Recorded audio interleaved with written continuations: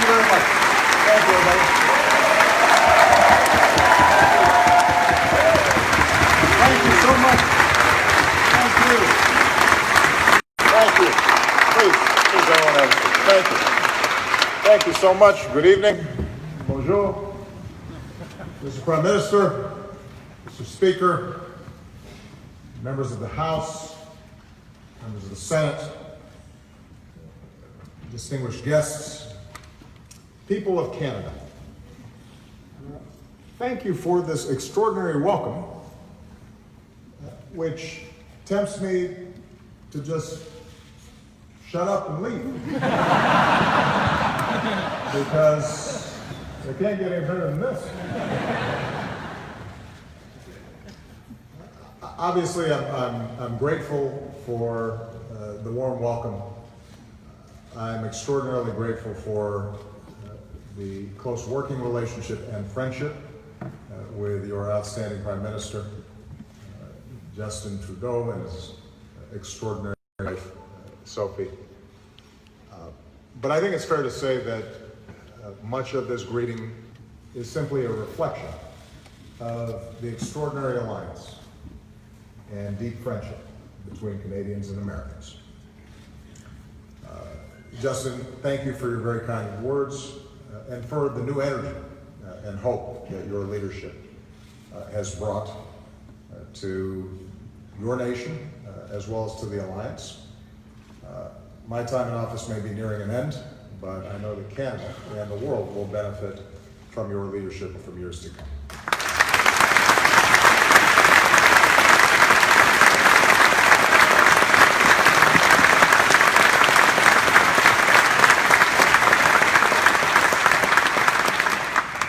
So Canada was the very first country that I visited as president. It was in February. It was colder. I was younger. Michelle now refers to my era as the Great White North. And on that visit, I strolled around the Byward Market, tried a beaver tail, which is better than it sounds.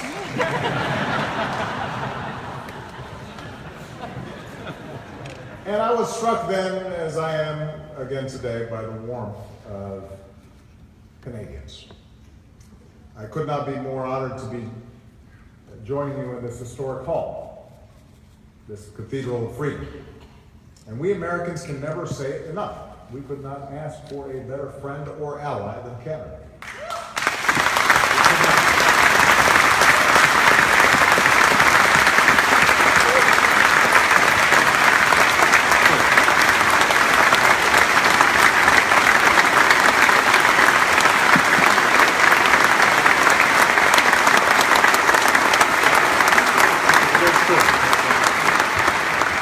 We do not take it for granted. That does not mean we don't have our differences. As I understand it, one of the reasons the Queen chose this site for Parliament was that it was a safe distance from America's border. And I admit, in the War of 1812, American troops did some damage to Toronto. I suspect that there were some people up here who didn't mind when the British returned the favor and burned down the White House.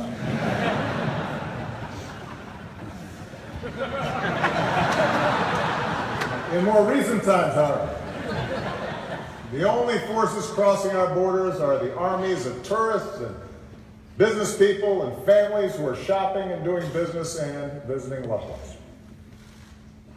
Our only battles take place inside the hockey rink. Even there's an uneasy peace that is maintained. As Americans, we too celebrate the life of Mr. Hockey himself, the late, great Gordie Howe.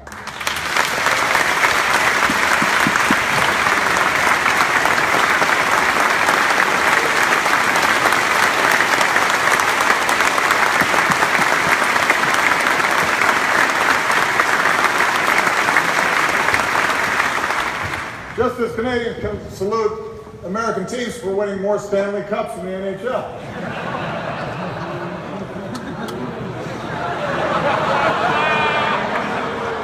told you I should have stopped. After the applause. But in a world where too many borders are a source of conflict, our two countries are joined by the longest border of peace on earth.